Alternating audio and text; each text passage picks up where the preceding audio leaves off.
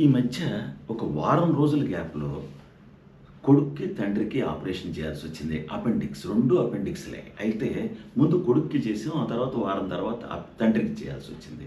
అయితే గొడవ ఈ అపెండిక్స్ బయటికి తీసి వాళ్ళకి చూపించినప్పుడు గొడవ మొదలైంది. ఏమిటిరా అంటే కొడుక్కేమో అపెండిక్స్ ఇంత పొడుగుంది. బాగా చీము పట్టేస్తుంది. తండ్రికి వారం రోజుల తర్వాత తండ్రికి చేశాం గదా! అది మాత్రం పొట్టిగా ఇంతే ఉంది. ఇంతలా ఉంది. పొట్టిగా ఇంతే ఉంది. ఇంతలా ఉంది. బాగా చీము పడుతోంది. బాగా చీము పట్టేసుంది.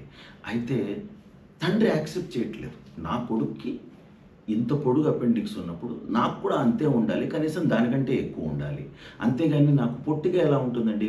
పూర్తిగా మీరు అసలు అపెండిక్స్ పూర్తిగా తీయలేదు. సగమే తీసి వదిలేశారు.